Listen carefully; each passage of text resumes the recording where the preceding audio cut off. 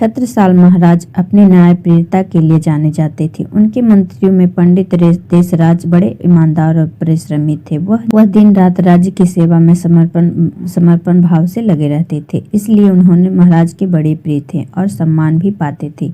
इस बात से कुछ मंत्री उन्हें ईर्ष्या करने लगे। इधर महाराज को राज्य में भ्रष्टाचार की कुछ खबरें मिली तो उन्होंने मंत्रियों की बैठक बुलाई और सभी मंत्रियों के इस पर अपने विचार प्रकट करने को कहा। ईर्ष्या करने वाले मंत्री तो ऐसे ही मौके की तलाश में थे। उन्होंने सारा दोष मंत्री पंडित देशराज पर मढ़ दिया।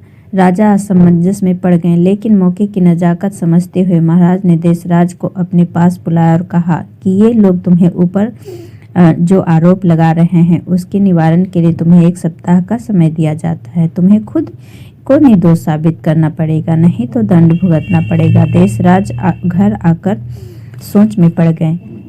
वह मंत्रियों की चाल समझ गए। आखिर उन्होंने एक उपाय सूझा। उन्होंने राजा को पत्र लिखा, राजन, अपमानित होने से अच्छा मर जाना है, और स्वयं को घर में कैद कर लिया। कुछ दिनों तक देशराज की कोई खबर नहीं मिली तो राजन ने उन्हें मृत समझ लिया।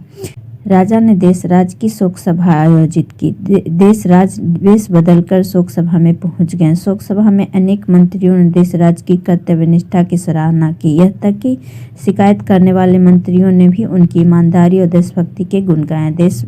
देशराज तुरंत अपने असली रूप में आकर राजा के सामने खड़े हो गए। उन्होंने देश विरोधियों को होश उड़ गए। देशराज ने राजा से कहा, देखा महाराज, इन लोगों की राय कैसे बदल गई। राजा समझ गए। उन्होंने शिकायत करने वाले मंत्रियों को बर्खास्त किया और देशराज को सम्मानित किया। ये शिक्षाप्रद कहानी आपको कैसी लगी कमेंट करके जरूर आप बताइएगा। ओके फ्रेंड्स, फिर मिलते हैं अगले वीडियो में। जब तक के लिए बाय बाय। और अगर आपने मेरे चैनल को सब्सक्राइब नहीं किया है तो ऐसे ही कहानी सुनने के लिए सब्सक्राइब जरूर करें और बेल आइकन घंटी दबाना ना भूलें।